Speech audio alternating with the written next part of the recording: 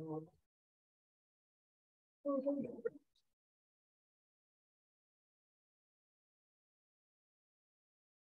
आगे आगे आ जाइए, थोड़ा आगे आ जाओ आप।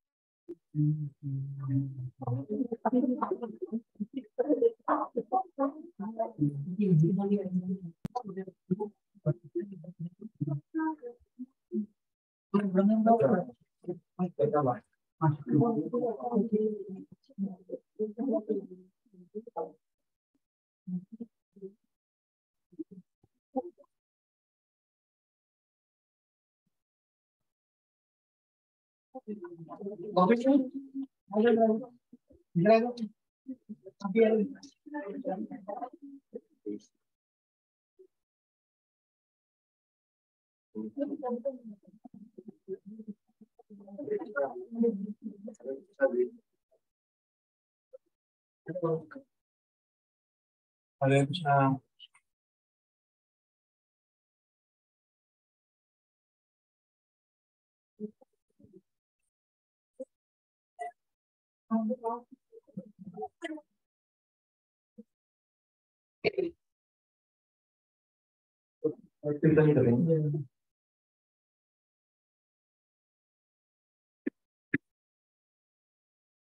हाँ, वेट तो नहीं कर रहे और डिवोटीज का। नहीं। हाँ, वी कैन स्टार्ट राइट। जय राम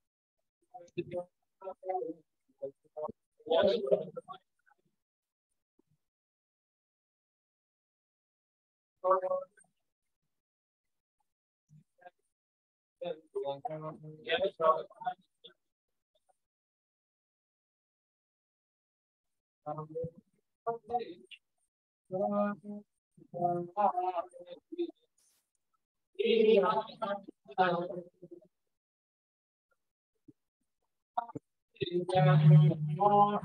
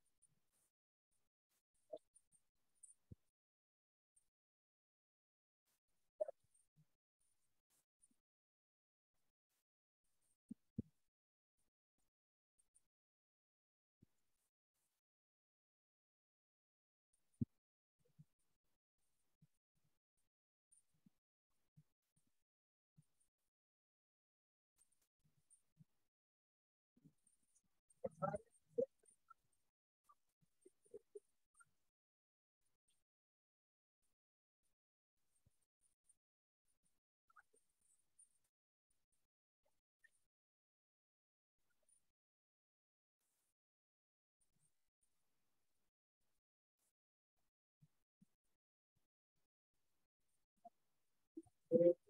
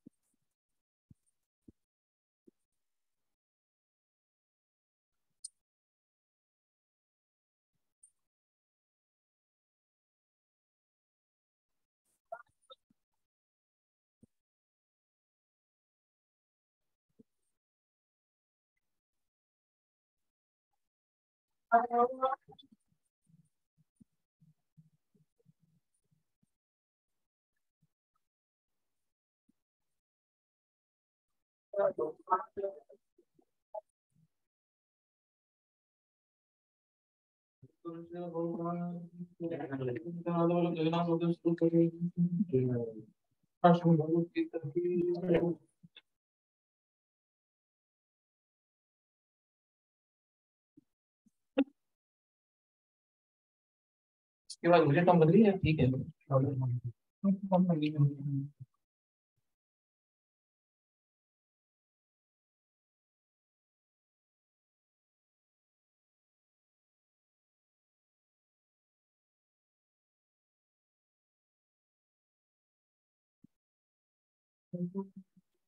हरे Krishna.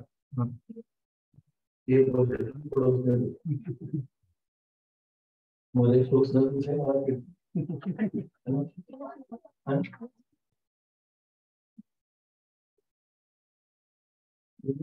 I'll put this on. This will be loud enough, right?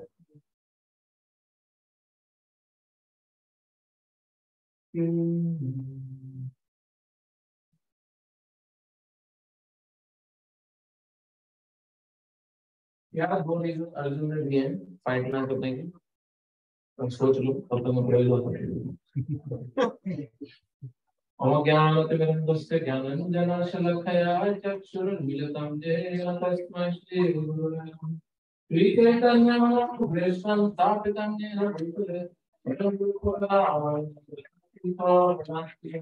हे कृष्ण करुणा सिन्धु दीनबन्धु जगत्पते गोपेश गोपिकान्त नमस्ते भक्त कांचन गौरंगी राधे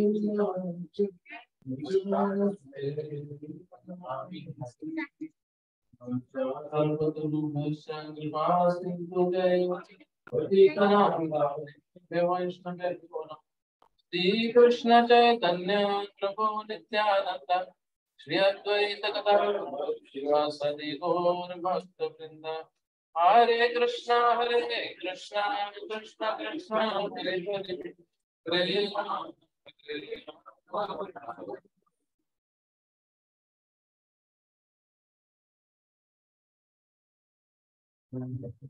कृष्णा कृष्णाय श्रीमद् भक्ति वेदांत स्वामी के नाम ने नमस्ते सरस्वती देवी गौरवाणी कुशल निर्विशेष शून्यवादी आस्तिक विस्तार।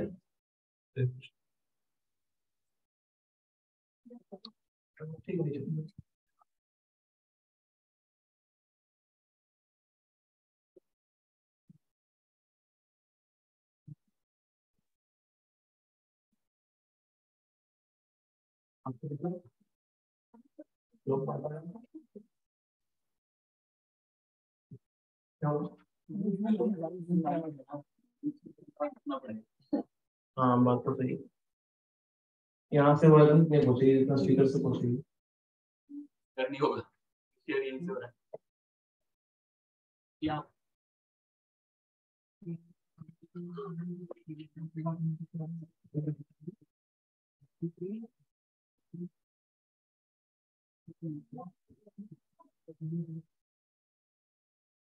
आप लॉगिन कर दो मोबाइल में।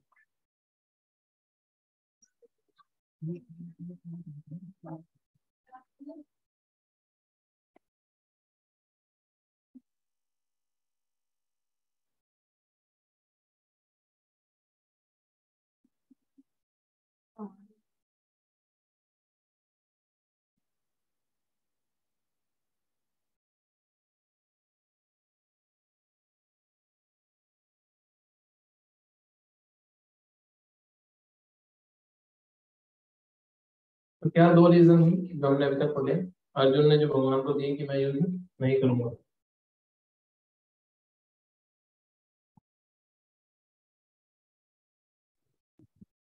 वहां से म्यूट करना।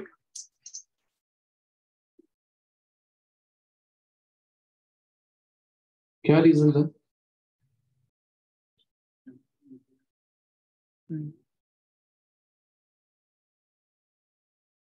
ये प्रॉब्लम होगी तो नहीं प्रभु आप कंटिन्यू करो। प्रभु आप कंटिन्यू करो, बिल आई मैनेज। आप उसका माइक बंद कर दो। हाँ भी ठीक है।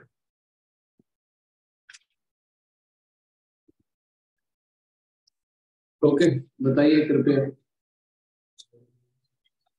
सबसे पहले yes, lots of joy, lots of enjoyment. Yes, very nice. That was the reason हमने जो last week discuss किया था. Yes.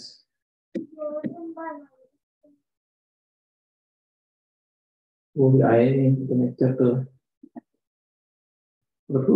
At least याद है तेरे को very nice. क्या था उनका? Lots of enjoyment था पहला कि सारे मर जाएंगे तो मैं enjoy कैसे करूँगा? जिनके साथ मुझे enjoy करना है जब वो ही नहीं रहेंगे तो मैं क्या करूँ उस प्रॉपर्टी का? मैंने रियल एस्टेट प्रॉपर्टी खरीदा कि हम दोस्तों शाम में जाएंगे और वो सारे दोस्त मेलबर्न छोड़ के चले गए तो मैं क्या करूँ इसका? बेच देता हूँ। मतलब अर्जुन का वैसा माइंड करता हूँ मैं क्या करूँ? पहला रीजन क्या था? इससे पहला वाला रीजन क्या दिया था अर्जुन ने? कंपैशन। कंपैशन। कंपैशन उसके हृदय में भक्त होने के कारण करुणा थी कि मैं कैसे इतने सारे लोगों को मार दूं, इसलिए ताकि हमें राज्य मिल जाए।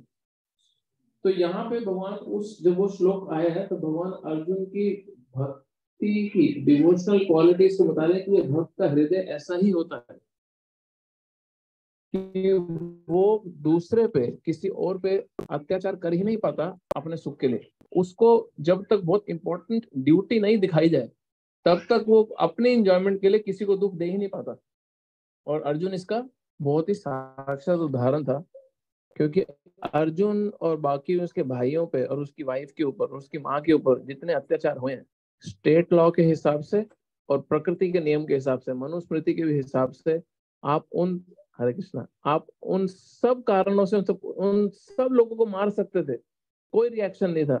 और अर्जुन के ऊपर सारे वो चीजें हुई थी प्रॉपर्टी दी गई उनकी, उनको जिंदा जलाने की कोशिश की गई, जहर देने की कोशिश करी गई, उनको वाइफ को पब्लिकली इंसल्ट किया गया। ये सारे रीजन मनुस्मृति देती है कि तुम मार सकते हो सामने वाले को और कोई कार्मिक रिएक्शन भी नहीं लगेगा और सरकार की तरफ से भी कोई सजा नहीं है। फिर भी अर्जुन का इतना कोमल हृदय था। क्यों क्यों कोमल हृदय था? प्रभुपाद बहुत क्लियरली पर्पट में बता रहे हैं उसमें, क्योंकि वो डिवोटी था भगवान का। और अर्जुन क्या रीजन देगा? मैं क्यों मारूं उनको, मैं ही भीख मांगने के लिए जंगल में चला जाता हूँ। मांगा क्या था इन्होंने पांडवों ने दुर्योधन से? 5 गांव मांगे थे। क्यों मांगे थे? 5 भाइयों के 5 गांव, 5 भाई 5 घर मांग लेते। 5 गांव क्यों मांगे? 5 कुटिया मांग लेते। एग्जैक्टली वो क्षत्रिय थे, उनका नेचर ही था कि शासन करें, शोषण नहीं, हाँ एक्सप्लॉयटेशन नहीं, बट राज्य करें। तो जिसका जो नेचर है उसको उसके नेचर ही के हिसाब से अगर वो नहीं चलेगा तो वो सुखी नहीं रह सकता। एक व्यक्ति है, अगर उसकी बहुत इच्छा है कि वो पैसा, वो हल्का से नीचे कर दो, एको कर रहा है हल्का से। अगर कोई बिजनेसमैन है और उसका नेचर है कि वो बहुत पैसा कमाए और तुम उसको बोलो नहीं नहीं तुम मनुष्य योनि में हो बट तुम तो आत्मा हो, छोड़ो घर बार, चलो हरिद्वार, नहीं कमाने पैसे, कोई जरूरत नहीं है, तो होगा क्या? जोश जोश में भले ही वो व्यक्ति कर लेगा बट उसका स्वभाव उसको बार बार खींचता जाएगा पैसे की तरफ। तो इसीलिए शास्त्र क्या विधि देते हैं ऐसे लोगों के लिए? क्या विधि देते हैं ऐसे लोगों के लिए? नहीं, हाँ वर्णाश्रम में, बट क्या करे वो व्यक्ति? गृहस्थ आश्रम में जाए, बट उसको मैं स्पेसिफिकली पैसा कमाने की जिसकी प्रवृत्ति है मैं उसके एग्जाम्पल से पूछ रहा हूँ। काम करे, कमाए पैसा, बट उसकी जो यूसेज है, क्या बोल रहे? करेक्ट, उसकी जो यूसेज है, उस पैसे का जो इस्तेमाल है उसको सही जगह पे करे, तो उसका नेचर है पैसा कमाना। सिंपल उदाहरण देता हूँ, जैसे प्रभुपाद जी के कुछ शिष्य थे जिनको प्रभुपाद ने बोला कि तुम संन्यास लो और प्रचार करो, हरे कृष्ण, संन्यास लो और प्रचार करो। और कुछ शिष्य ऐसे थे जैसे हेनरी फोर्ड, जिन्होंने फोर्ड मोटर्स के जो जिन्होंने कार इंजन इन्वेंट किया था, उनके जो परपोते थे एल्फ्रेड फोर्ड, जब वो प्रभुपाद जी के शिष्य बने तो प्रभुपाद ने उनको ये नहीं बोला तुम संन्यास लो और प्रचार करो। प्रभुपाद ने बोला तुम मंदिर बनाने में योगदान दो, तुम भगवान के मंदिर बनाने में योगदान दो। तो 2 अलग अलग नेचर के व्यक्तियों के साथ एक एक्सपर्ट टीचर अलग अलग व्यवहार करता है। जब हम एक्सपर्ट नहीं होते और हम किसी को सलाह देने जाते हैं और हमसे कोई सलाह मांगता है तो हम क्या गलती करते हैं? हम कुकी कटर सलाह देते हैं। समझते कुकी कटर क्या होता है?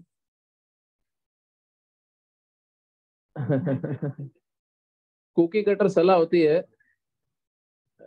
कुकी कटर होते हैं, आपने किचन में 100 बिस्कुट बनाने हैं और आपके पास एक डाई है और आपने पूरे शेल्फ के ऊपर फ्लोर वो जो आटा बना के आपने बिछा दिया, अब आप काटते जाओ काटते जाओ काटते जाओ काटते, उसको कुकी कटर बोलते हैं।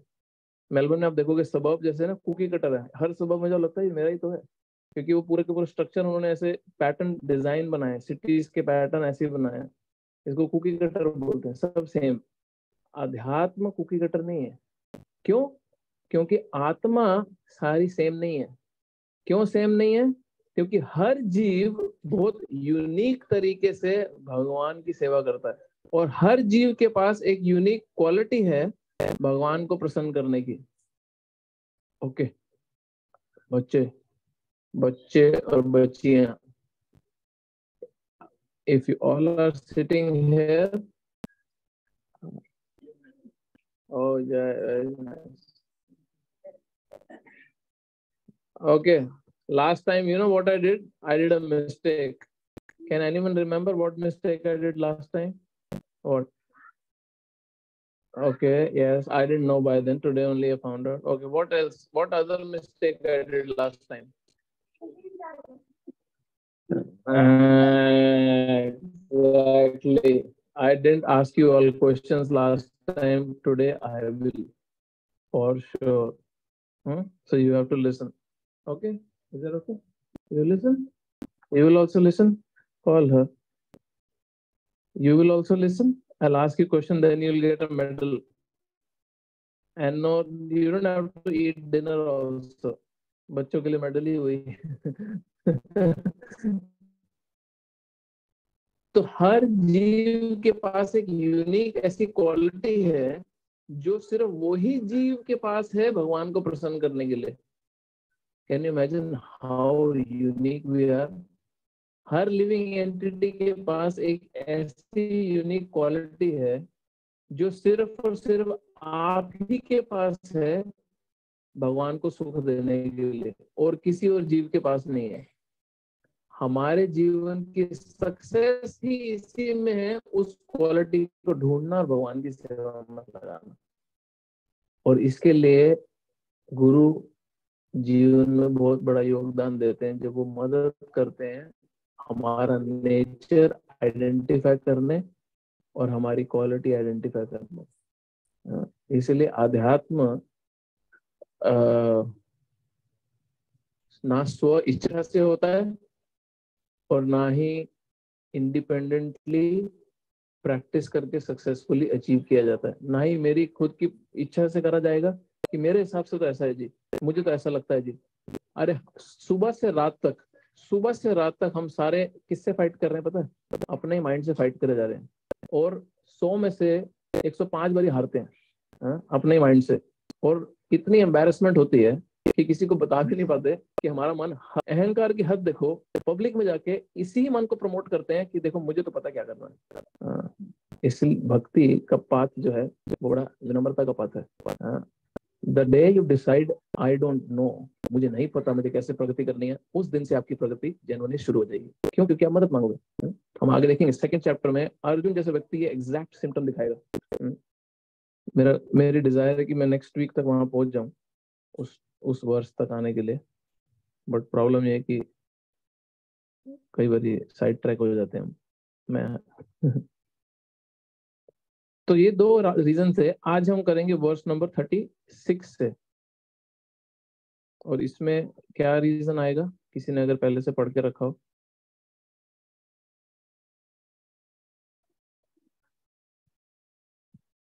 अच्छा, ट्रांसलेशन पढ़ रहे हैं क्या?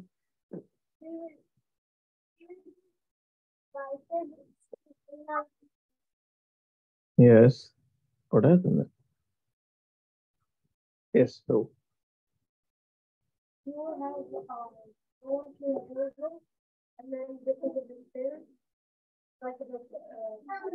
यस. सो नेक्स्ट अगला कारण क्या देगा अर्जुन फाइट ना करने का? पाप.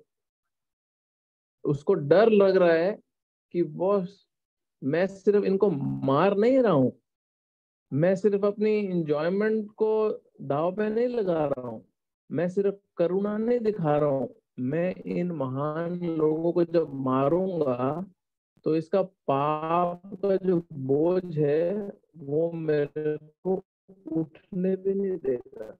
और युधिष्ठिर महाराज इसी एक कारण से युद्ध खत्म होने के बाद भी इतने ज्यादा डिजेक्टेड थे कि युधिष्ठिर महाराज ने बहुत क्लियर शब्दों में कृष्ण को बोल दिया था कि मैं इतना ज्यादा पापी हूं, मैं लौता ही कारण हूं इस पूरे के पूरे युद्ध का, तो मैं इसलिए राज्य संभाल ही नहीं सकता.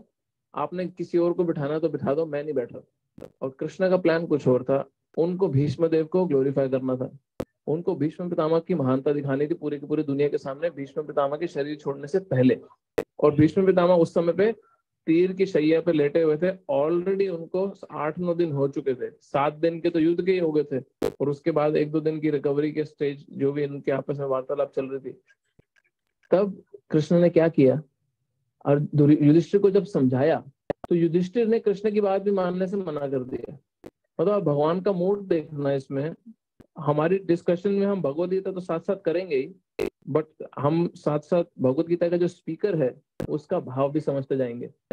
कृष्ण का मूड देखना. उस समय कृष्ण ने अपने आप को ही फेलियर दिखा दिया. अब सोचो मैं आया हूँ हीरो बन के कि मैं निशांत प्रभु को कुछ मनवा के जाऊंगा, right?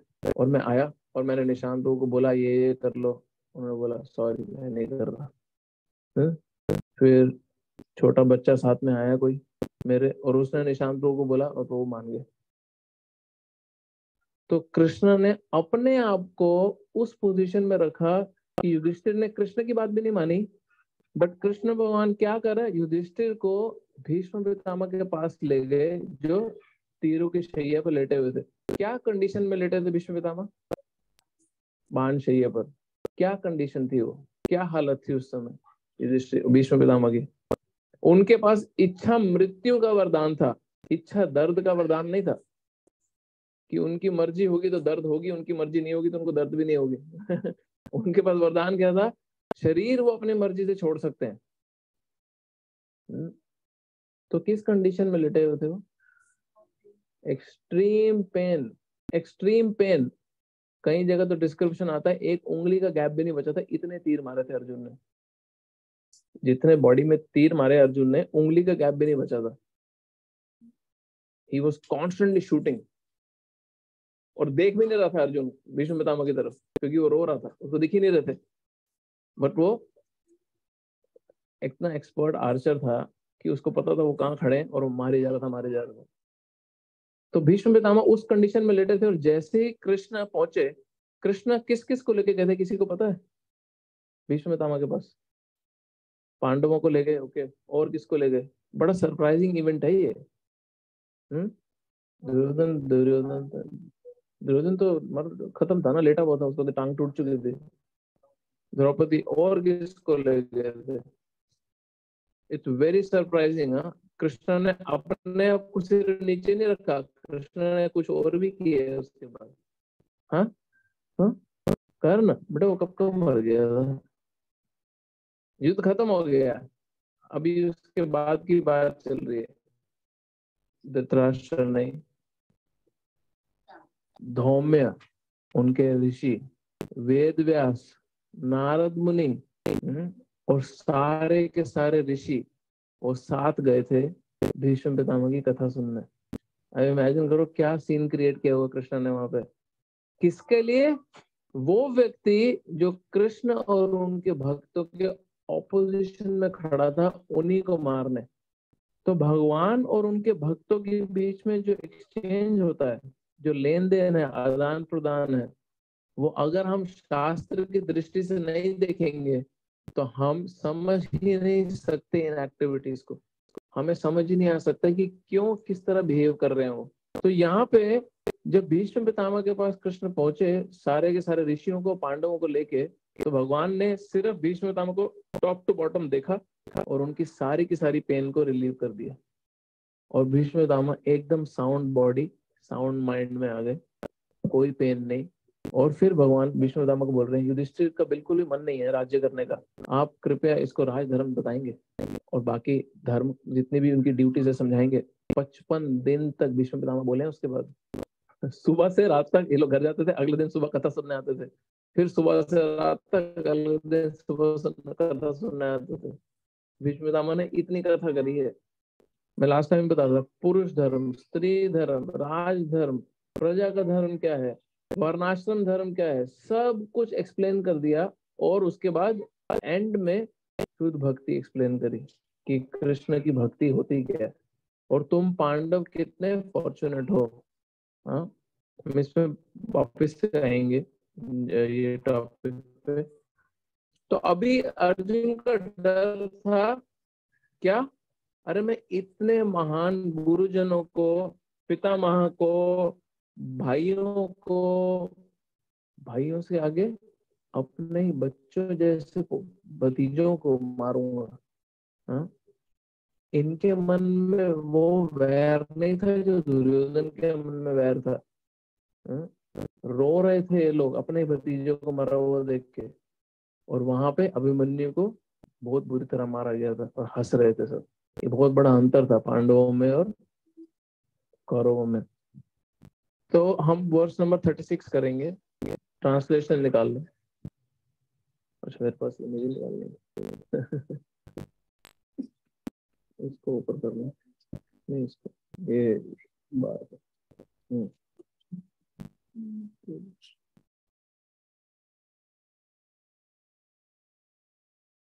Sin will overcome us if we slay our aggressors. Therefore, it is not proper for us to kill the sons of Dhritarashtra and our friends. What should we gain? O Krishna, husband of goddess fortune, how can we be happy by killing our own kinsmen?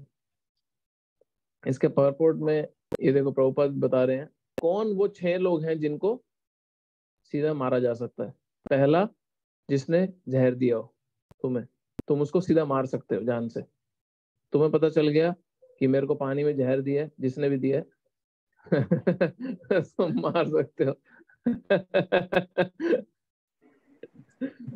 दूसरा, जो तुम्हारे घर पे आग लगाए। तीसरा, जो तुम्हें डेडली वेपन से अटैक करे। चौथा, जो तुम्हारे धन संपत्ति को हड़पने की कोशिश करे। पांचवा, जो तुम्हारे लैंड को, तुम्हारी जमीन को हड़पने की कोशिश करे। और छठा, जो तुम्हारी पत्नी को किडनैप करे या पब्लिकली इंसल्ट करे इनके केस में। अब ये मनुस्मृति से है, ये पांडवों की सिचुएशन को देख के 6 पॉइंट नहीं लिखे गए, बट पांडवों के साथ ये 6 के 6 हुए हैं। ये प्रभुपाद लिख रहे हैं यहाँ पे कि पांडवों के साथ 6 के 6 हुए थे। कोई सिंफुल रिएक्शन, कोई पाप नहीं लगने वाला था उनको इनको मारने का, पर क्यों नहीं मार रहा था वो? Such killing of aggressors is quite befitting any ordinary man, but Arjun was not an ordinary man. He was saintly by character. Therefore, he wanted to deal with them in saintliness. This kind of saintliness, however, is not for Kshatriyas. ये भगवान का point है यहाँ पे कि अर्जुन क्यों नहीं मारना चाहता था, क्योंकि वो साधु स्वभाव का था। पर भगवान बोले तू साधु नहीं है, तेरा भले स्वभाव साधु का हो तो क्षत्रिय है। और क्षत्रिय का मतलब क्या है? शत त्रायते इति क्षत्रिय। इस शब्द का मतलब है शत त्रायते, जो हार्म से, शत से, हर्ट होने से किसी को बचाए। तो तेरा ड्यूटी है जितने भी अग्रेसर्स हैं इन सबको मारना।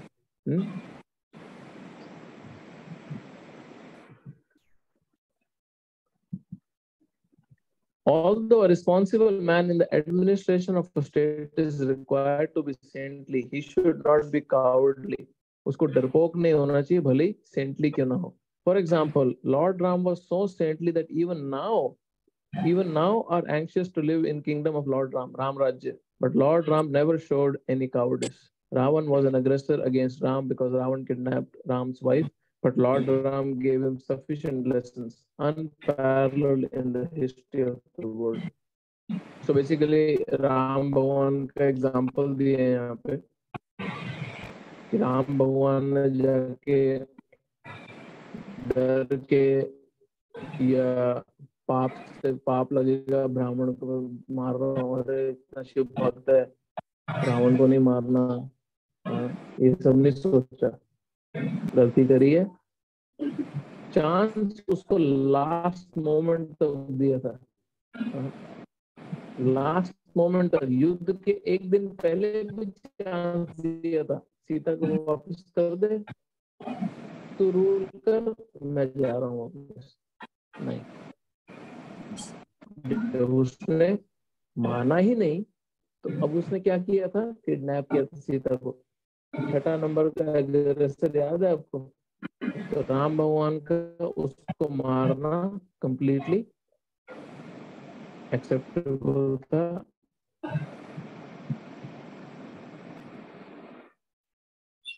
नेक्स्ट श्लोक, ट्रांसलेशन।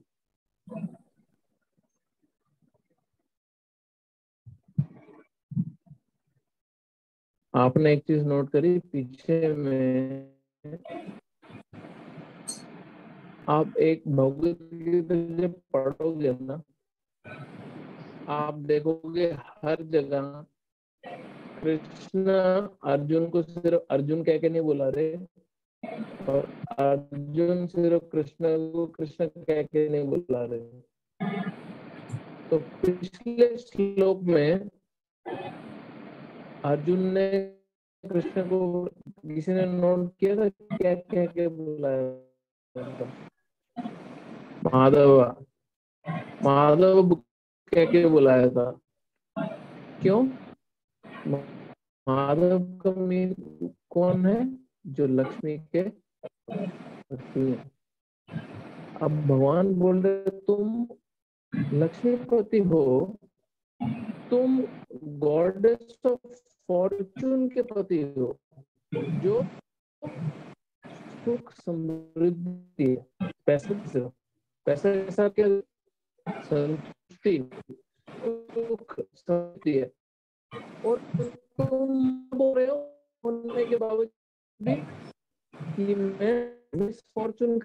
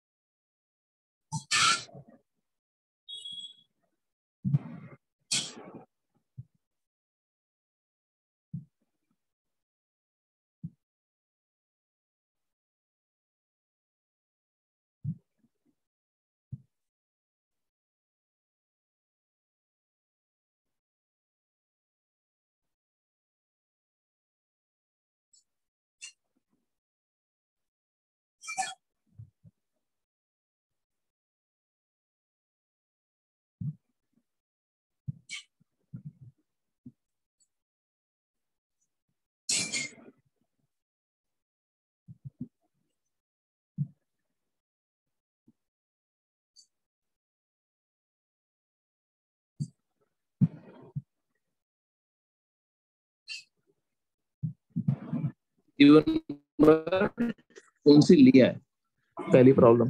दूसरा, अब उनके पास पूरे जीवन का एक्सपीरियंस है जो तेरे पास नहीं है। अब तुम उस एक्सपीरियंस को यूज करो सामने वाले व्यक्ति को यूज करो, क्योंकि वो यूज करने लायक बचा नहीं है, वो तो old हो गया है। तो ये जो बहुत बेसिक कल्चरल अंडरस्टैंडिंग, जितना वेस्टर्न वर्ल्ड को इंडिया देख भी है, सबको किसी को बिजनेस करने का शौक हो, इंडिया में ओल्ड एज होम का बिजनेस बहुत फ्लरिशिंग है। अगर किसी को, क्यों? बिकॉज इंडियंस बहुत स्पीड से अनकल्चर्ड होते जा रहे हैं और वो अपने घर के एल्डर्स को इतनी सरदर्दी नहीं ले सकते हम, बूढ़ा बूढ़ी तुम्हें सुनने की देखने की।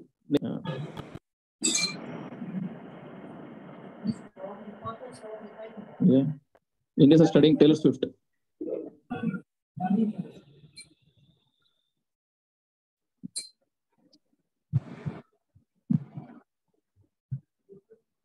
Next shloka. When a religion is prominent in the family, O Krishna, the woman of the family becomes polluted, and from the degradation of womanhood, O descendant of Vrishni, comes unwanted progeny. ये word याद रखना, वारणा शंकरा, ये बहुत famous श्लोक है। ये शंकर, शंकर शिवजी वाला शंकर नहीं है, ये शंकरा है, वर्ण शंकरा, मतलब अनवांटेड पॉपुलेशन। अभी उस बैटल में 65 मिलियन के करीब सोल्जर्स थे, अकॉर्डिंग टू महाभारत के हिस्टोरियंस के हिसाब से, जो मरे हैं। इसका मतलब ये हुआ कि 65 मिलियन औरतें विधवा हुई हैं। इसका मतलब ये है कि इतनी सारी फीमेल अब अनप्रोटेक्टेड है।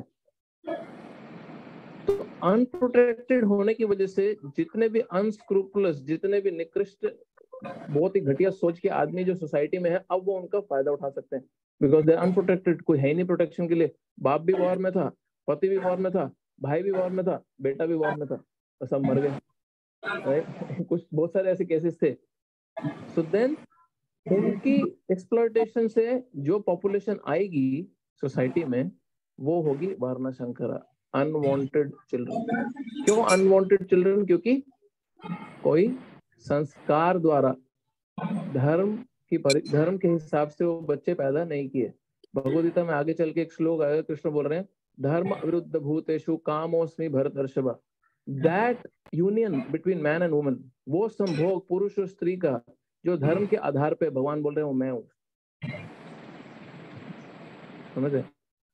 क्यों? क्योंकि भगवान की खुद की बनाई प्रकृति है जिसमें पुरुष और स्त्री साथ आके बच्चे की उत्पत्ति करते हैं, नेक्स्ट जनरेशन को लाइफ देते हैं। तो भगवान बोल रहे हैं अगर वो धर्म के आधार पे किया जा रहा है तो वो मैं हूँ। ये नहीं बोल रहे मेरी शक्ति है, मेरे द्वारा अप्रूव्ड है, मेरे द्वारा वो बहुत ही ग्लोरीफाइड। बोले मैं हूँ, वो धर्म है, वो मैं हूँ।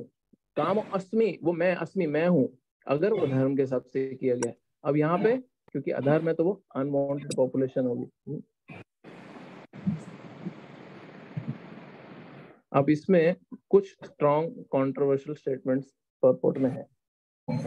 If you want we can discuss, if you want we can skip करें, ये डिस्कस करने बेटर है, कर लेते हैं, क्योंकि इसका कॉन्टेक्स्ट समझना बहुत जरूरी है। कई बार आप कई पता चला आप अकेले बैठ के पढ़ रहे, बोले जान के डिस्कस उसने निकाल दिया, आगे तो पढ़ा ही नहीं होगा। I want someone to loudly read this, मेरे नहीं तो यहीं रुकी जाएगी ऐसे ही। कोई पढ़ेगा? आदित्य, जवान तो तुम ही भाई, सबसे जोर से पढ़ना।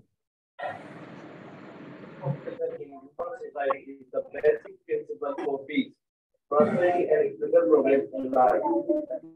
The Varnashram region's principles were so designed that the good population would prevail in society for general progress of state and community. Such population depends on the density and faithfulness of human. एक second, अभी society का basic principle क्या है? अच्छी population जब society में होगी तो क्या होगा? सोसाइटी में शांति रहेगी, सुख समृद्धि रहेगी, हाँ, तरक्की करेगी सोसाइटी। ये वर्णाश्रम का प्रिंसिपल डिजाइन ही इसलिए किया था कि अच्छी पॉपुलेशन सोसाइटी में रहे बेसिकली, और इनकी स्पिरिचुअल प्रोग्रेस होती रहे, कम्युनिटी की भी और पूरी स्टेट की भी। अभी ये पॉपुलेशन डिपेंड किस पे करती है? ये डिपेंड करती है कितनी चेस्ट वुमनहुड है। चैस्टिटी का मतलब किसी को पता है क्या होता है? चैस्टिटी, चैस्टिटी का मतलब क्या होता है? पतिव्रता। सिंपल, चैस्टिटी का मतलब है पतिव्रता। कितनी चेस्ट, कितनी पतिव्रता स्त्री है और कितनी फेथफुल है अपने पति को। As children are very prone to mislead, जिस तरह बच्चे बहुत इजीली भटकाए जा सकते हैं, फीमेल सेक्शन सोसाइटी का है उसको भी बहुत इजीली भटकाया जा सकता है। क्यों? हाँ, बिकॉज वुमेन आर इमोशनल। हाँ, स्त्री जो है उनका इमोशनल जो जो जो फैकल्टी है वो बहुत इजीली टारगेट किया जा सकता है। देयरफॉर बच्चे और स्त्री दोनों को प्रोटेक्शन चाहिए जो सोसाइटी में एल्डर्स हैं उनसे। अभी ये बात सुन के जो फेमिनिस्ट हैं उनको लगता है कि तो हमें नहीं चाहिए, हमें कोई प्रोटेक्शन नहीं चाहिए किसी की, हमें किसी प्रकार की प्रोटेक्शन नहीं चाहिए। We are self made, I am unstoppable, I am a Porsche with no brakes, I am invincible, I win every single game. फिर गाने बजते हैं, सुना है गाना? ट्यून में नहीं गा रहा बट वर्ड समझो मेरे।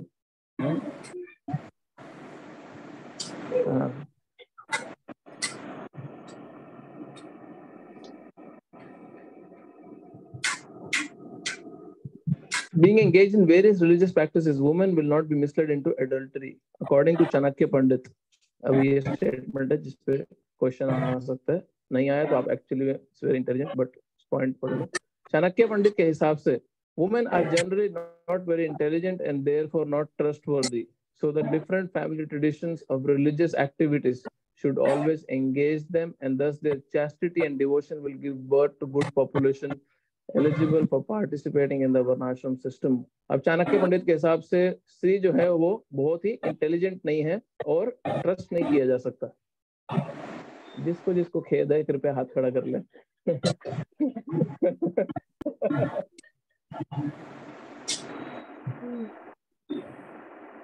हाँ,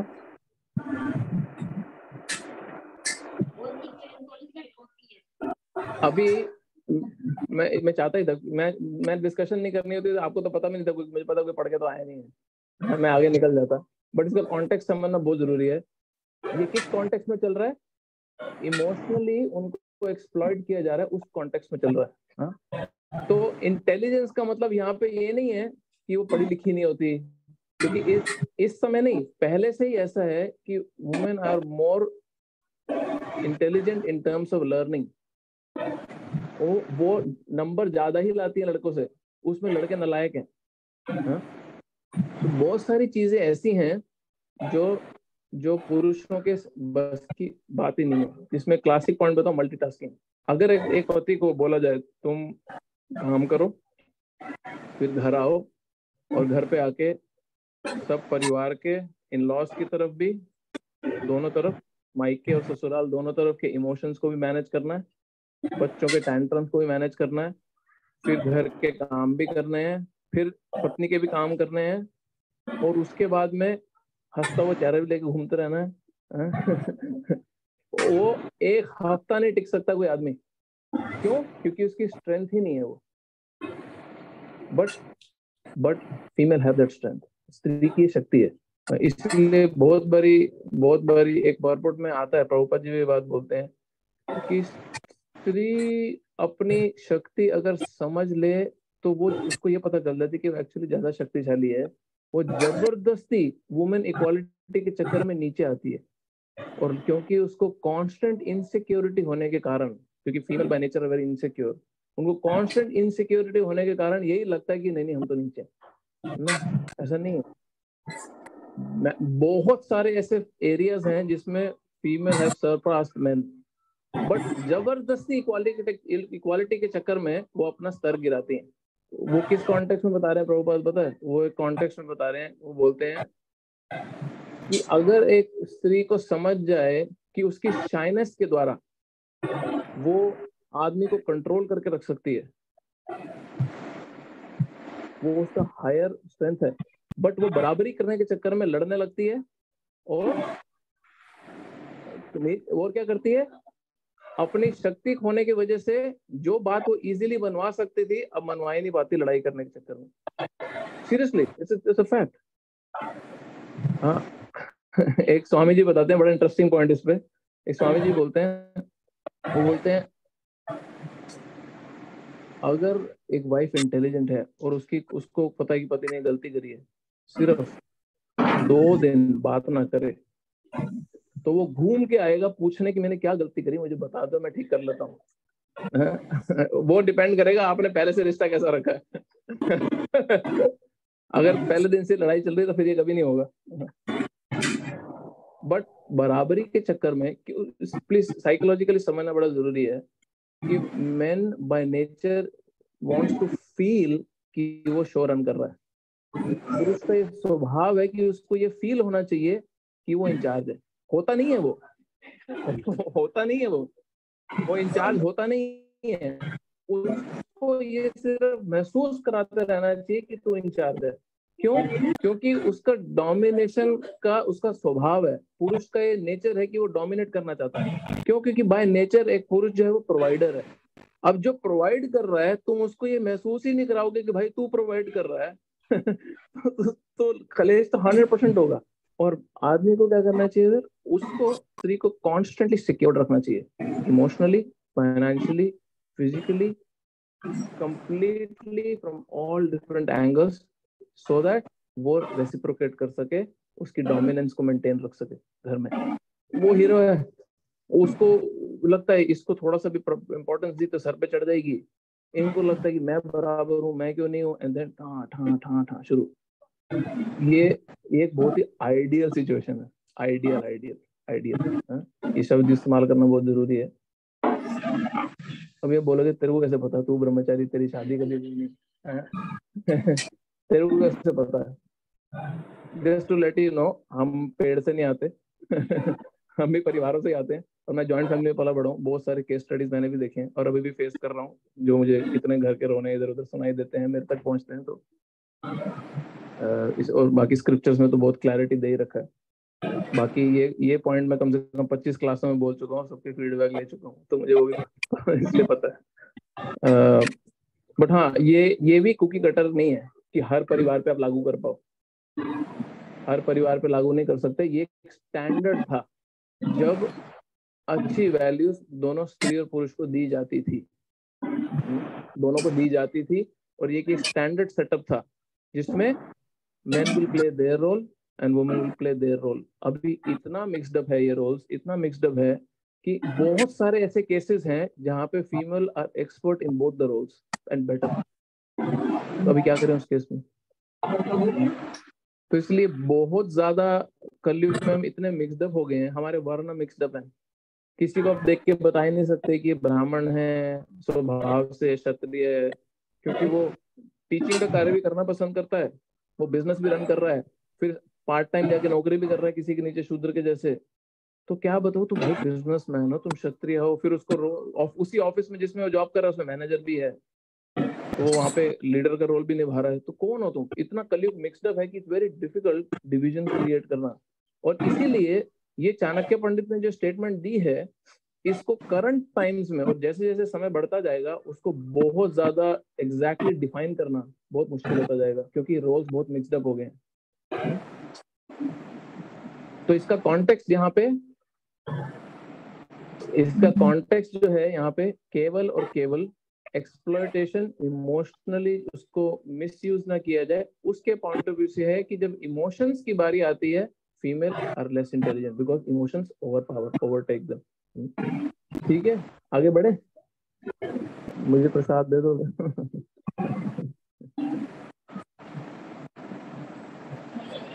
An increase of unwanted population certainly causes hellish life both for the family and for those who destroy the family tradition.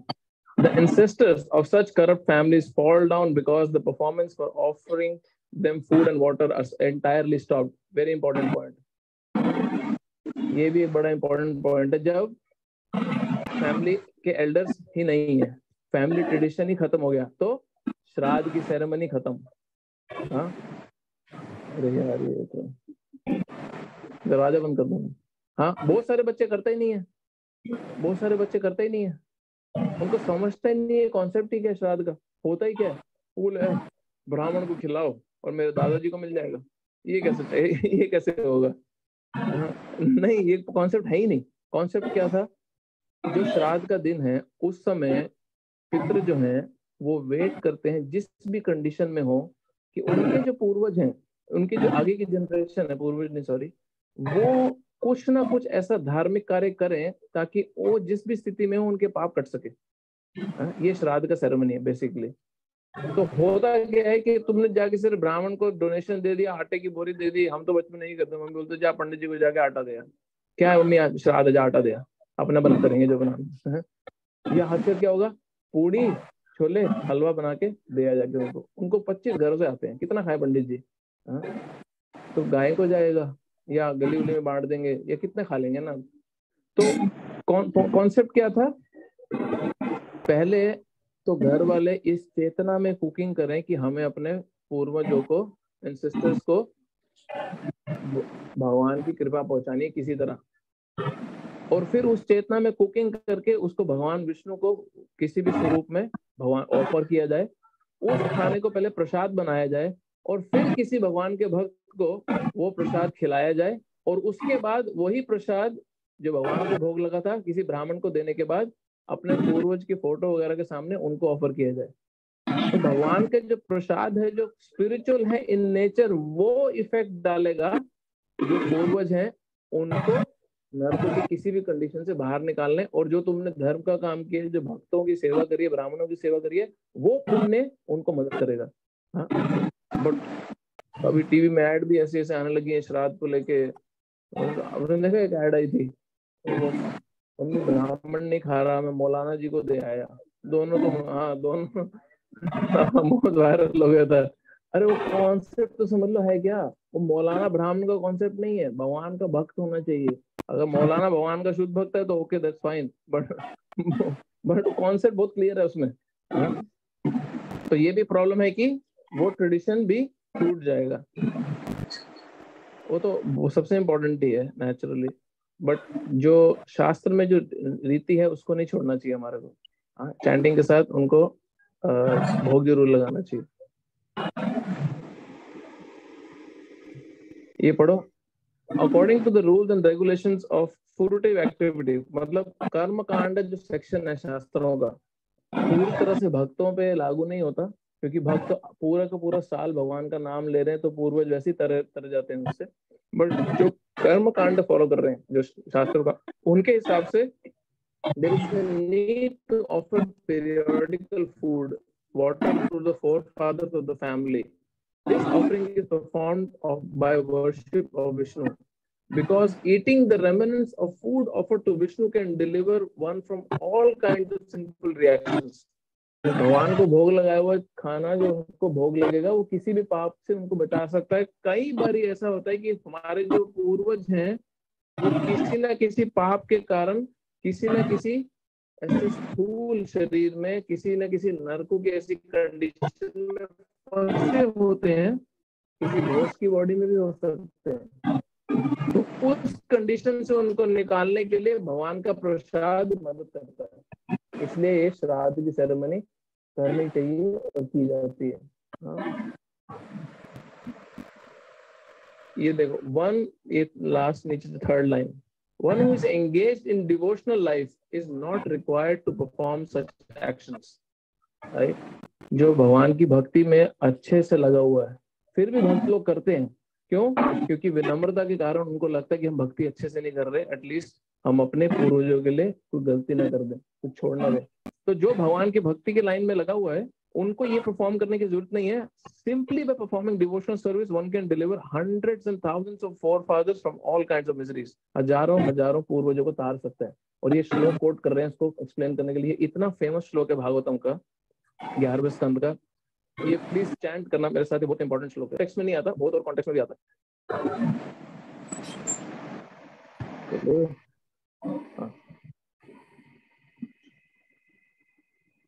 देवर्षि भूताप्ता नृणां पितॄणां न किंकरो नायं ऋणी च राजन्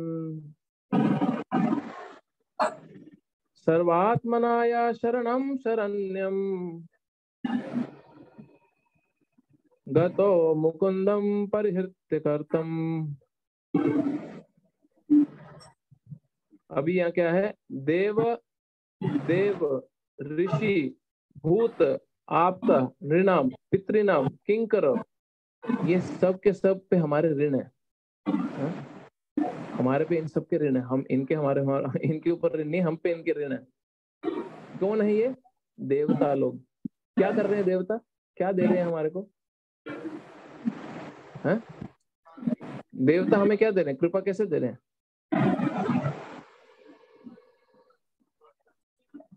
करेक्ट। जो भी हमारे को प्रकृति में मिल रहा है वो देवताओं के थ्रू मिल रहा है। बारिश के हैं, सूर्य हैं, चंद्र हैं, वायु है, अग्नि है, ये सारे देवता ही तो हमें प्रोवाइड कर रहे हैं फैसिलिटी।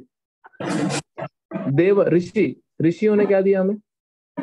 शास्त्र दिए हैं, ट्रेडिशन दिया है, धर्म दिया है, कैसे निभाना है। भूत मतलब सारे लिविंग एंटिटीज, जितने जीव हैं।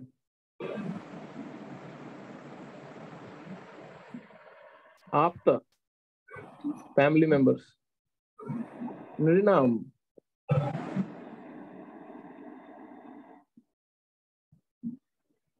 जितने भी ह्यूमन काइंड, नर हैं जितने भी। पितृनाम हमारे फोर फादर्स। और किंकर नौकर भी। जितने भी ये लोग हैं इनके हमारे पे ऋण है। अब हर व्यक्ति को पूरा जीवन धर्म के कार्य करने पड़ते हैं ताकि ये ऋणों को उतारा जा सके। बट नारद मुनि यहाँ बोल रहे हैं, क्या बोल रहे हैं? नारद मुनि बोल रहे हैं सर्वात्मनाया शरणम शरण्यम गतो मुकुंदा परिहित्य कर्तुम। जिसने मुकुंदा की शरण ली, भगवान मुकुंदा की शरण जिसने ली है, उसको ये सारे के सारे जितने भी ऑब्लिगेशन है, जितने भी ऋण है, उन सब से वो फ्री हो गया। Anyone who has taken shelter of the lotus feet of Mukunda, the giver of liberation, मुक्ति ददाति इति मुकुंदा। मुकुंदा जो शब्द है भगवान का नाम ही इसलिए है जो मुक्ति देने वाले।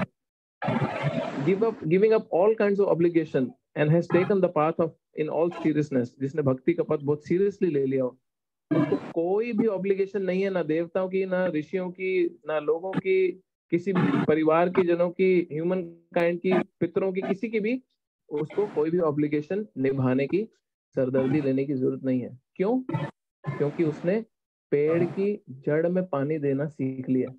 अब उसको हर पत्ते को जाके, कई बार मजाक उड़ाते हैं ना हिंदुइज्म का, अरे 33 करोड़ देवता हैं, किस किस को प्लीज करें। एक पूरी शाखा है, पूरा का पूरा वृक्ष है, उसकी हर ब्रांच को, हर पत्ते को आप पानी कैसे दोगे? क्या तरीका है? जड़ में पानी डालना है ना।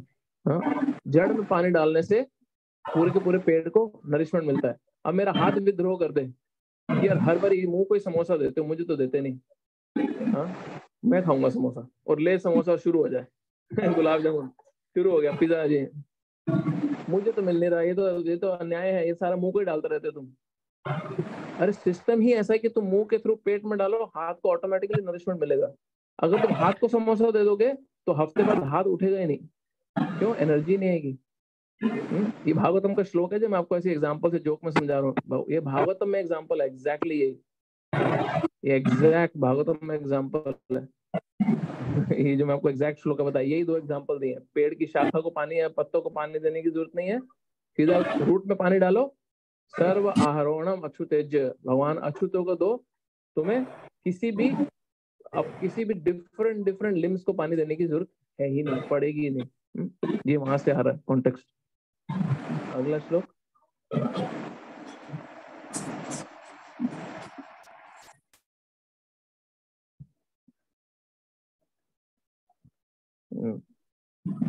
By the evil deeds of those who destroy the family tradition, thus give rise to unwanted children, all kinds of community projects and family welfare activities are devastated.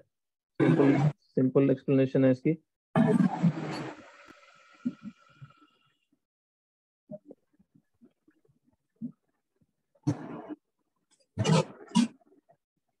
जितने भी सनातन धर्म की जो बैकबोन है, सनातन धर्म की बैकबोन ही वर्णाश्रम धर्म है। अगर वर्णाश्रम धर्म हटा दो तो सनातन धर्म खत्म। क्यों? क्योंकि सनातन धर्म का मतलब ही है वर्णों और आश्रम के हिसाब से तुम्हारे इंक्लिनेशन, तुम क्षत्रिय हो, वैश्य हो, शूद्र हो, ब्राह्मण हो, उसके हिसाब से, या तुम ब्रह्मचारी हो, गृहस्थ हो, वानप्रस्थ हो, सन्यासी हो, उसके कॉम्बिनेशन से सोसाइटी कृष्ण ने डिजाइन करी थी। और ये क्या पर्पस था इसका? इस वर्णाश्रम धर्म को फॉलो करके धीरे धीरे धीरे मुकुंद की सेवा में लगना है, ताकि मुक्ति मिल सके इन सभी दुखों के, इस दुख संसार से। ये सनातन धर्म का, ये वर्णाश्रम धर्म का ग्रेजुअल प्रिंसिपल था। अब जब हम फैमिली ट्रेडिशन ही तोड़ देंगे, जो कलयुग में बहुत क्लियरली देख रहे हो, चाहे इंडिया में देखो चाहे वेस्ट में, तो बहुत ही क्लियर दिखता है। आपने जैसे फैमिली ट्रेडिशन तोड़ा, वर्णाश्रम धर्म पूरी तरह से स्मैश हो गया। किसी को नहीं पता उसका वर्ण क्या है, किसी को नहीं पता किस आश्रम में जाना चाहिए उसको, बहुत ही मिक्स्ड, बहुत ही कंफ्यूज। होगा क्या? जब वर्णाश्रम धर्म डिस्ट्रॉय हुआ, आपका लिबरेशन का पूरा प्रोजेक्ट डिस्ट्रॉय हो गया। क्योंकि वर्णाश्रम का पर्पस ही था आपको इस दुख संसार से मुक्ति दिलाना।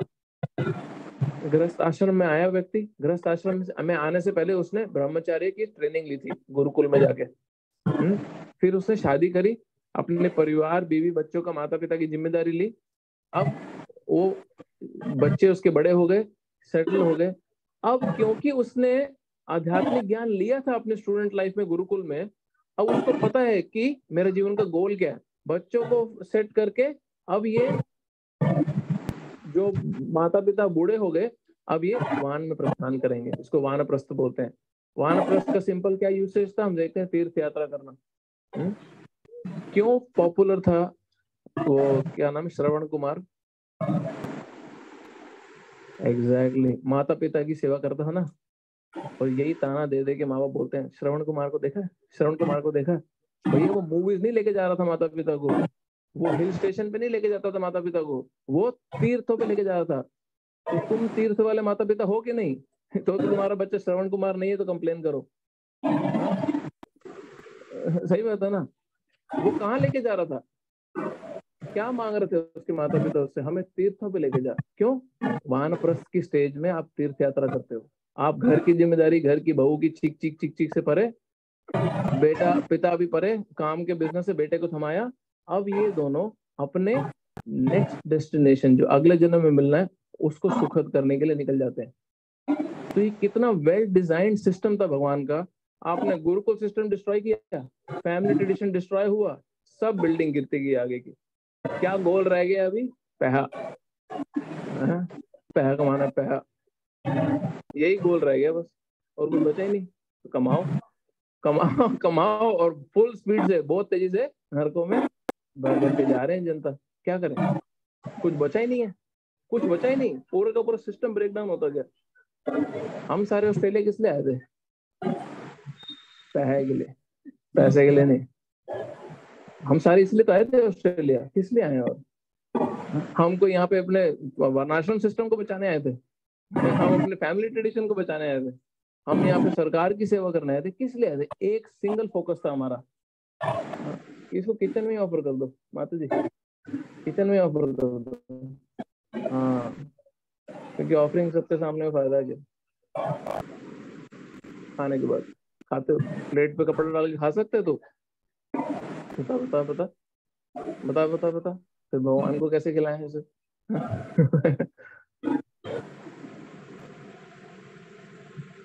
भगवदगीता इज सुपर प्रैक्टिकल, अगर उसको सही तरीके से समझा जाए तो। आखिरी श्लोक आज का। O Krishna, maintainer of people, I have heard by disciplic succession that those whose family traditions are destroyed dwell always in hell. अब अर्जुन क्या कोट कर रहा है? कितना इंटेलिजेंट है अर्जुन। बोल रहा है मैंने गुरु परंपरा से सुना है ऐसा। वो हाईएस्ट अथॉरिटी कृष्णा को सुना रहे, मैंने परंपरा से सुना, मुझे युद्ध करने को मत बोलो। मैं जो बोल रहा हूँ वो बहुत सत्य वचन है, मैं मन से नहीं बना के बोल रहा, मैं बहुत प्रमाणिक, बहुत ऑथोराइज स्टेटमेंट दे रहा हूँ कि फैमिली ट्रेडिशन जिसने बर्बाद किया वो नरकों में सड़ेगा, मुझे नहीं जाना। ये फाइनल उसका, अर्जुन का पॉइंट है।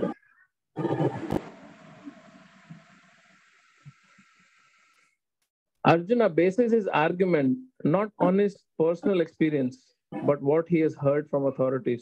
ये ही सही तरीका है नॉलेज को सीखने का। कोई भी व्यक्ति असली पॉइंट तक पहुंच ही नहीं सकता जब तक उसने राइट सोर्स से राइट नॉलेज नहीं ली। पहुंच ही नहीं सकता। क्यों नहीं पहुंच सकता? जब तक आपने राइट सोर्स से राइट नॉलेज नहीं ली तब तक आप उस पॉइंट तक क्यों नहीं पहुंच सकते? प्रॉब्लम क्यों नहीं पहुंच पाओगे बताओ? नहीं, राइट सोर्स से आपने अगर नॉलेज नहीं ली तो आप अपने निर्धारित गोल तक नहीं पहुंच पाओगे। नेचुरली वो कॉमन सेंस ना, मतलब कई बार मैं क्वेश्चन पूछता हूँ उसका आंसर सिंपल ही होता है। आपको मुश्किल कुछ सोचने की जरूरत नहीं है। जिसको रास्ता पता नहीं उससे पूछोगे तो क्या गलत ही जाओगे? मतलब उतना ही सिंपल आंसर है इसका। तो जिसको रास्ता पता है उससे पूछना चाहिए। There is a system in the Varnashram Institute by which before death one has to undergo the process of atonement for his sinful activities. अब ये वर्णाश्रम सिस्टम में प्रायश्चित का एक सिस्टम है। जितने राजा भी थे वो राजा क्या करते थे? हंटिंग के लिए फॉरेस्ट में जाते थे। अब भले ही ये सेंटली राजा क्यों ना हो। ओके, क्वेश्चन आने वाला है, बस लास्ट लोग है, दैट्स इट, रेडी हो जाओ सारे। जो सेंटली राजा भी थे वो भी शिकार करने जंगल में जाते थे। सीता देवी ने क्या बोला था रावण को? मुझे वो हिरन लेके आओ। कभी वो कोई व्यक्ति बोलेगा अरे हमें बोलते हैं एनिमल किलिंग नहीं करनी, ये तो खुद भी करते थे, पांडव भी जाते थे। क्यों करते थे ये लोग?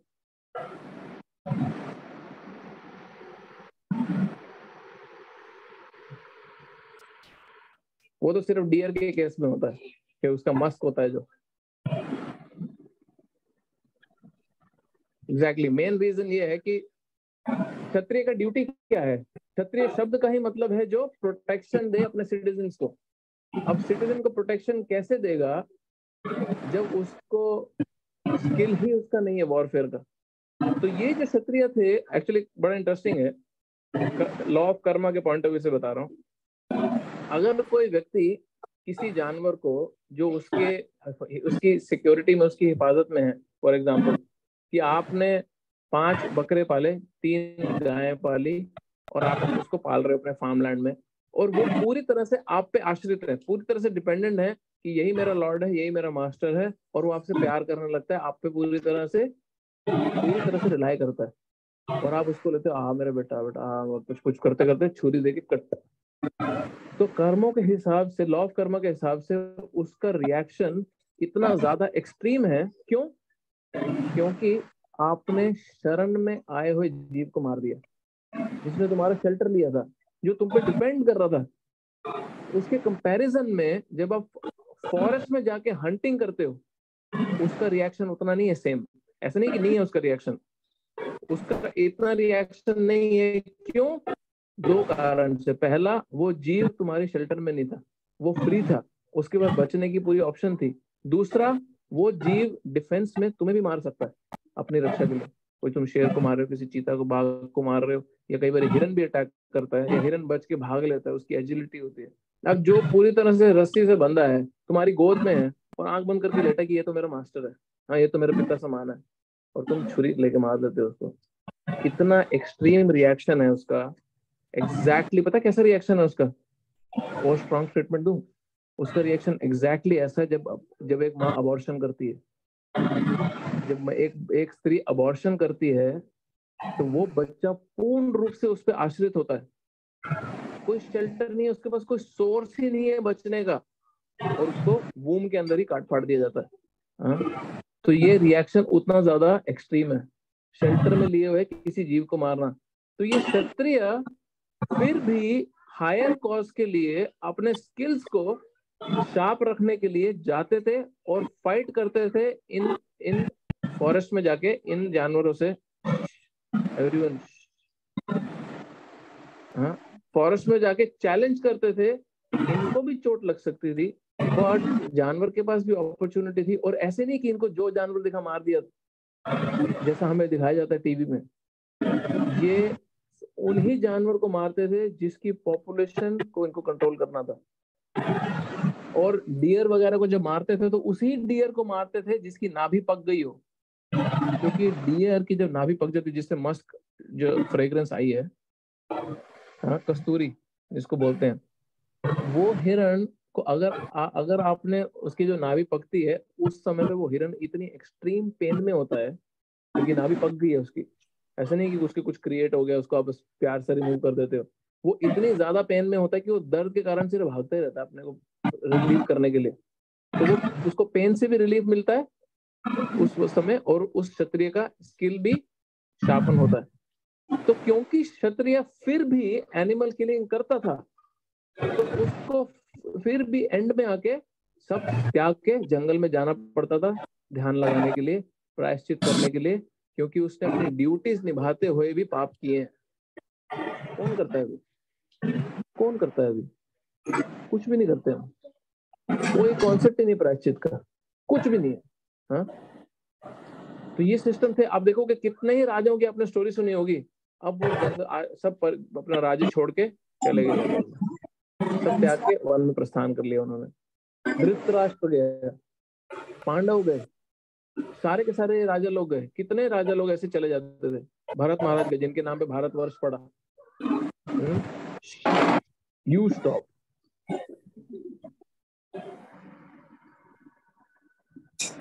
One who is always engaged in sinful activities must utilize the process of atonement called prayaschitta. Without doing so, one surely will be transferred to hellish planets to undergo miserable lives as a result of sinful activities.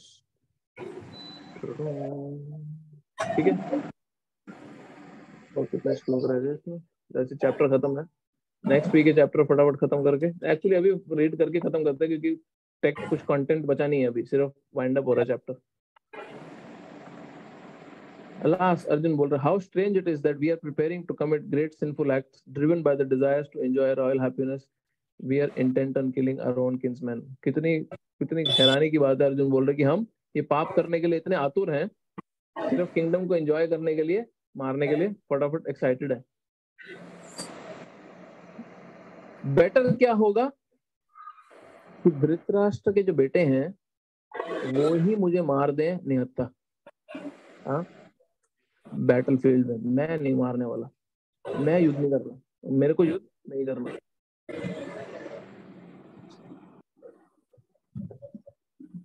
Sanjay वाचा, अब संजय जो धृतराष्ट्र को ये story सुना रहा है, अब वो कंक्लूड कर रहा है फर्स्ट चैप्टर को।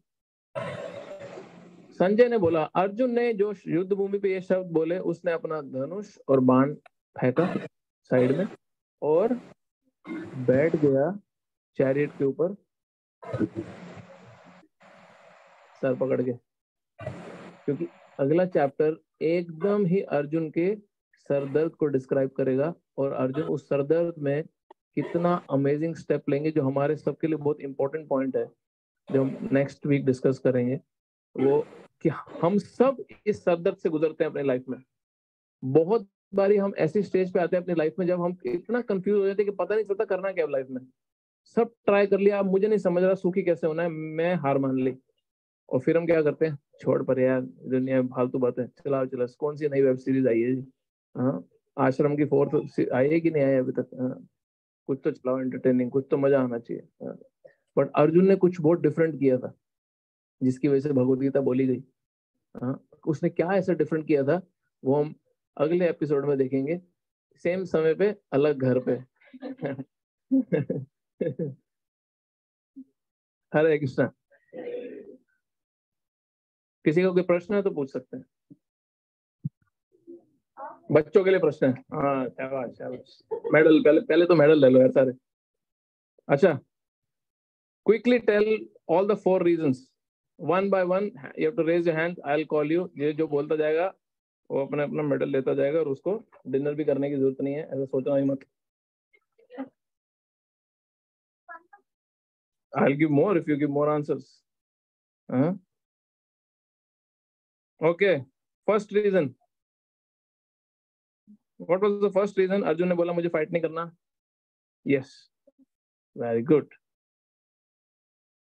Second reason, sense, very good. Third reason, killing his own kinsmen, तो उससे क्या होगा? Yes, very good. Fourth, पाप वाला हो गया. पापा बोल रही है क्या? नहीं, पाप वाला हो गया. Sin is done. She said sin. Tell. But it's good you remember sin. Very nice. Any other you remember? No? Very good. अभी मैंने ना माता जी को बताया परपोट पढ़ के, चाणक्य पंडित थे वो, मैंने लेसन सब लड़कियों से पहले पूछ रहा हूँ, चुप बैठो बच्चे तुम. हाँ, family tradition. Yes. Then what happens to family tradition?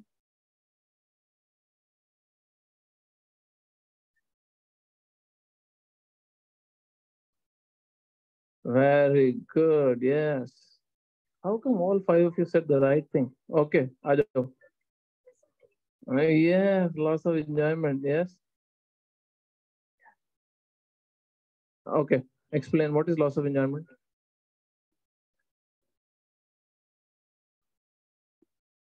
Perfect. Very good. Clapping for all the kids. चलो चलो आ जाओ अपने अपने मेडल लेने. मान लो बच्चों को पहले. आ जाओ आ जाओ.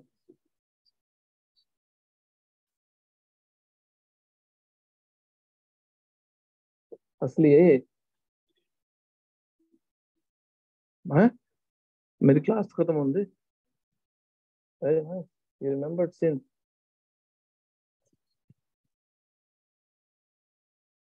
Okay, कोई क्वेश्चन है किसी का? Yes, bro. Thank you. ये क्वेश्चन तो है ठीक है, चलो उसको वैलिड क्वेश्चन है सारे. क्वेश्चन अर्जुन के वैलिड है सारे, पर बिल्कुल युद्ध से पहले क्यों ऐसा हुआ महाभारत में? लास्ट टाइम मैंने बताया था आपको विराट कोहली वाला एग्जांपल देके. ना भगवान देखो कृष्ण ने देखो किया क्या है. हरे कृष्णा. ओके ओके चलो. Very good very good. सब बच्चों को ले दो. बच्चे तो आए क्या नहीं तुम? मैंने तुम्हारा भी निकाल के रखा था. चलो चलो आ जाओ.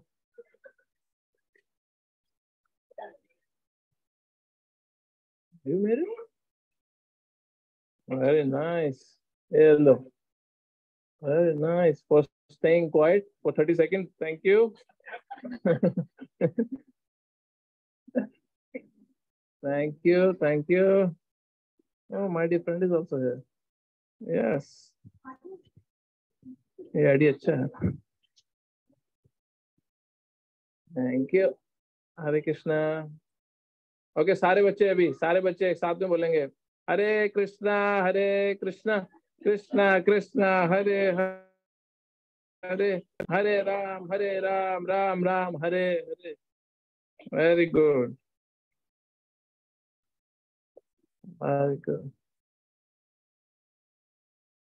ये डिटायर था, साधु बच्चा है.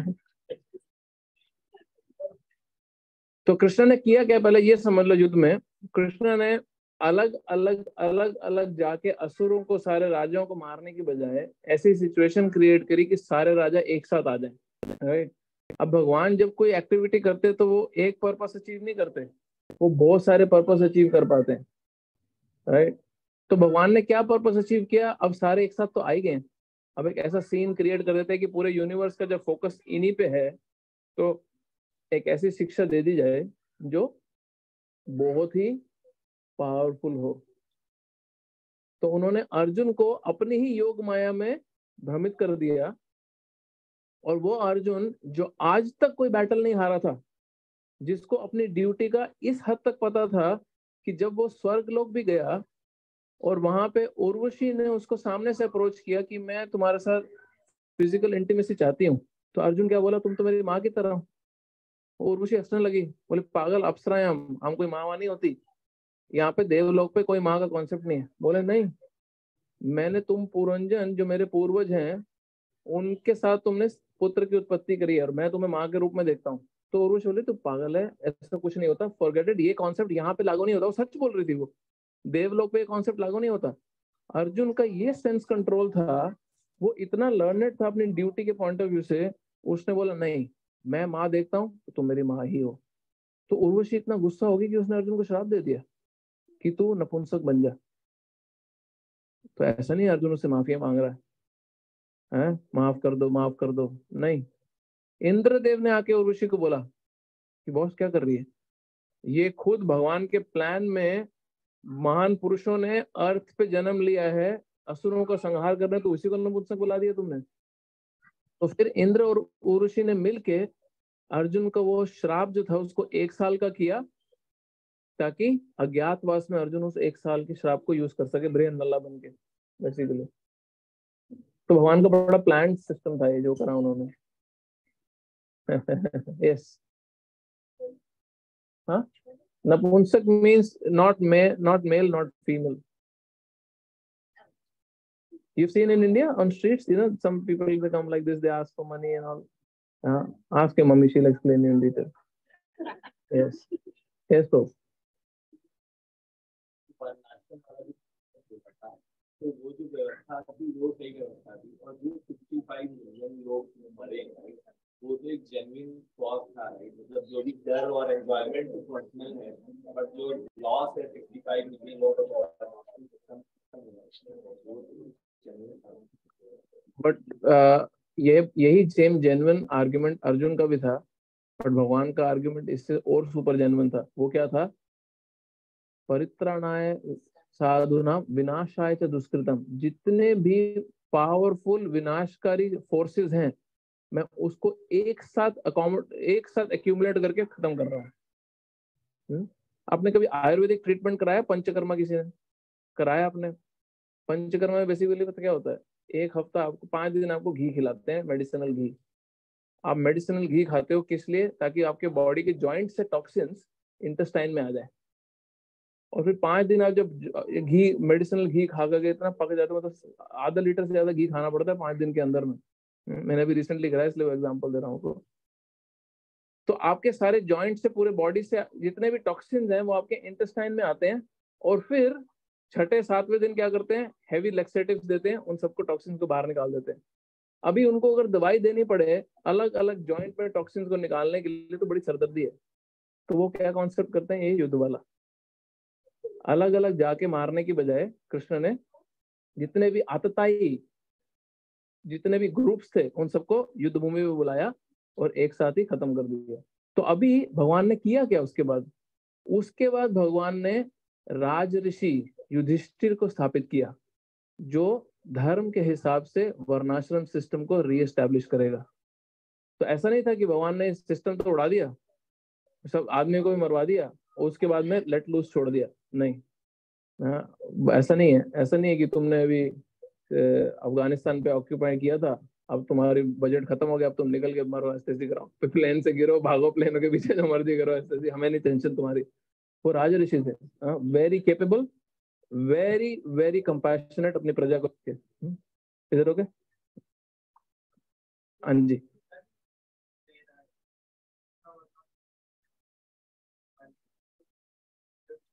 Very bigger picture, very bigger picture. Yeah that's true. मैं एक बारी लैट्रोब यूनिवर्सिटी में लेक्चर दे रहा था, और वहां पे एक मुस्लिम लड़की थी, क्रिश्चियन लड़की थी, अपने मुस्लिम फ्रेंड के साथ आई हुई थी, and she challenged me on this question, तुम्हारी बुक भगवत गीता तो बैटल फील्ड पे है, इतनी मारकाट हुई, इतनी मारकाट हुई उस पर। मैं कहा अच्छा मारकाट हुई, तो क्या आपने पढ़ी है भगवत गीता? नहीं पढ़ी, बट मुझे पता है बहुत लोग मारे गए, कृष्ण मारने को बोल रहे हैं, मारना मारना इसे लगी रही वो। मैं बोला ठीक है, मुझे ये बताओ, तुम एक मॉल के अंदर हो और उस मॉल में 700-800 लोग हैं, सपोज तो ताज होटल में थी, और उस होटल में अभी ये 8 टेररिस्ट एंटर कर गए, तो अब पुलिस वहां पे आए, तो तुम पुलिस से क्या एक्सपेक्ट करते हो? उनको मारे, क्या उनको चाय वाय पिलाएं? उनको प्रीच करें, उनको सुधारने की कोशिश करे? क्या करे? मारेगी, राइट? तो मैंने उनको जैसी एग्जांपल दिया ना, बोले I got the point, I understood why that happened, thank you. क्योंकि यही रीजन था कृष्णा का।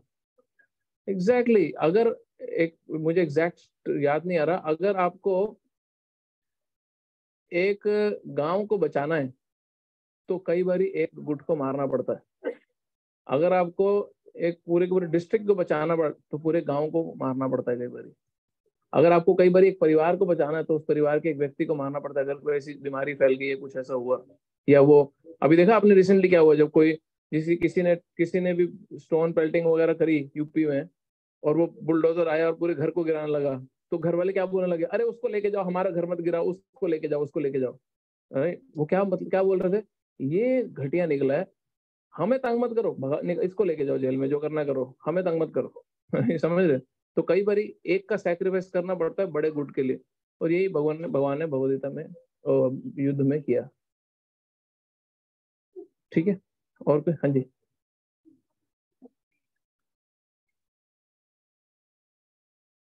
Thank you for bringing that, मैं भूल गया था वो पॉइंट, आपने अच्छा याद दिला दिया। तो अभी जितने भी लोग पापी, दुराचारी, अत्याचारी, असुर, अच्छे, जो भी लोग युद्ध भूमि में जिन्होंने शरीर छोड़ा, भागवतम में इतना स्पष्ट क्लियर स्टेटमेंट है कि वो सारे के सारे मुक्ति प्राप्त करें। क्यों? क्योंकि जिसने युद्ध भूमि पे शरीर छोड़ा वो सब को भगवान का दर्शन हुआ शरीर छोड़ने से पहले। ये भगवान ने स्पेशल सबको बेनिफिट टोकन दिया। इतना क्लियर स्टेटमेंट है कि जिसको अर्जुन का तीर लगा और भीम की गदा लगी, क्योंकि वो भगवान की इंस्ट्रक्शन पे चल रहे थे, उनके गदा और तीर वो सबके पाप काटते गए साथ साथ, इतना पावरफुल थे। उसमें ये आता है कि जब भगवान का रिप्रेजेंटेटिव, भगवान का जो प्रतिनिधि है, जब वो कोई कार्य कर रहा होगा तो उसमें इतनी शक्ति होती है कि वो तुम्हारे पाप काटता हुआ जाता है। क्यों? क्योंकि वो भगवान के बिहाफ पे कार्य कर रहा है। तो अर्जुन के तीर ने जिस को मारा, उनके सारे के सारे पूर्व जन्म के पाप खत्म हो गए, और सबको भगवान का जिस जिससे दर्शन हुआ। एक्चुअल स्टेटमेंट ये है कि सबको अपने अपने स्वरूप के हिसाब से, किसी को भगवान का धाम मिला, किसी को ब्रह्म ज्योति मिली, किसी को भगवान के पर्सनल एसोसिएशन मिली वैकुंठम में, सबको अपने अपने स्वरूप से, बट मुक्ति हर किसी को मिली वहां पे, जो जो युद्ध भूमि में मरा, इंक्लूडिंग कौरव, दुर्योधन भी। तो ये इससे ज्यादा कृपा और क्या मिल रहा है? मैं तो बोल रहा हूँ ऐसे तो युद्ध बेस्ट है। तो बेस्ट हो गया ऐसी सिचुएशन अगर किसी को मिल जाए। हाँ? तो भगवान ने सिर्फ विद्वानी करी औरतें, उन्होंने बहुत कुछ अचीव करा अपने एक्शन से उस युद्ध पे। ठीक है, और कोई क्वेश्चन है किसी?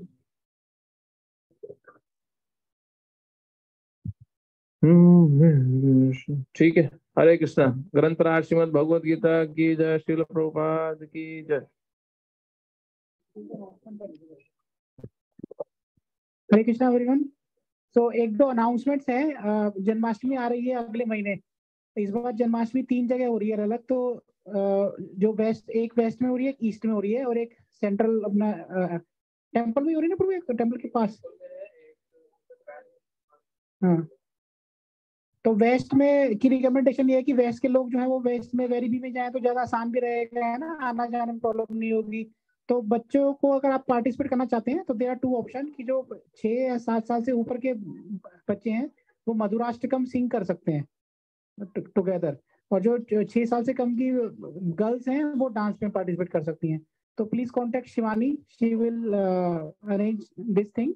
एंड एडल्ट्स के लिए हमें एक अपॉर्चुनिटी है वहाँ पे क्राउड मैनेजमेंट की। तो this is for gents mainly, like ladies can also do if they want to, but क्योंकि बच्चों को मैनेज करना होगा तो उस हिसाब से, तो for that you can contact me, है ना, whosoever is interested for crowd management, otherwise I'll reach out to you। तो 2 अनाउंसमेंट्स है, बच्चों के लिए और बड़ों के लिए, जन्माष्टमी सेवा के लिए। 7 सितंबर Thursday evening at Ferriby. Thank you, Hare Krishna. महाप्रसादे गोविंदे, नमो ब्राह्मणे वैष्णवे, स्वल्पापुण्यवतं राजन् विश्वासो निवजायते।